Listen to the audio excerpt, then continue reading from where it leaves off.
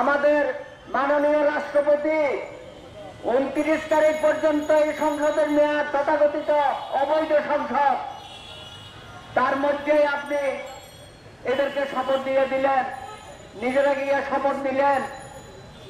শেখ হাসিনা নিজের মতো করে সংবিধান সংশোধন করলেন। সংবিধান লঙ্ঘন করলে কি হবে? মৃত্যুদণ্ড। ইতিমধ্যেই তো সংবিধান লঙ্ঘন করে কয়জনকে মৃত্যুদণ্ড প্রাপ্ত হয়েছেন?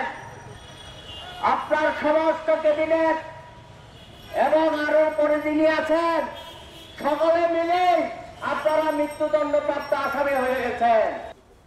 নিশিরাতের সংসদের মেয়াদ আছে আগামী 29 জানুয়ারি পর্যন্ত।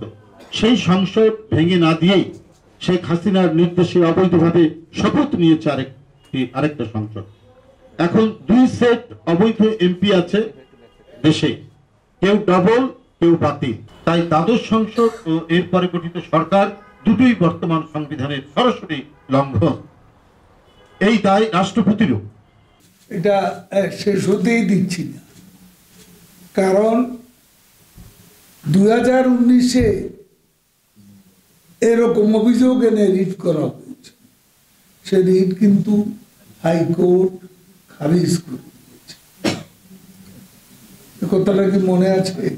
একজন সাংবাদিক হিসেবে আপনি এটা স্মরণ করুন যে এটা হাইকোর্ট এটা এই অ্যাপিল করেছে, হাইকোর্টে এটা নাকচ হয়ে গেছে। এরপর তোমার অ্যাপিল করতে গিয়ে সেখানে এটা গ্রহণযোগ্য হয়নি। হাইকোর্টে প্রথম খারিজ, এরপর অ্যাপিল করেছে, অ্যাপিলে যায় সেটা খারিজ হয়েছে, কাজে গ্রহণযোগ্য। আর এখানে আমাদের সংবিধান অনুযায়ী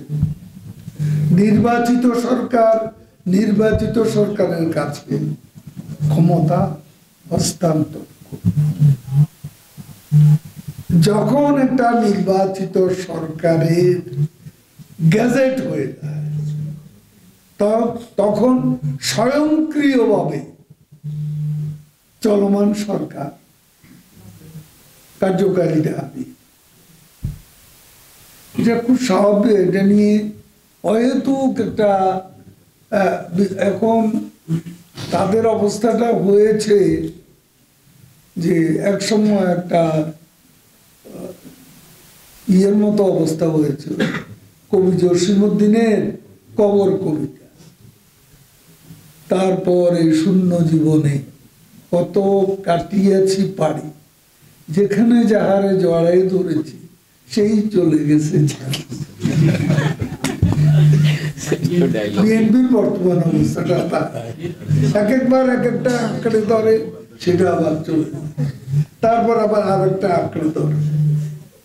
আর কি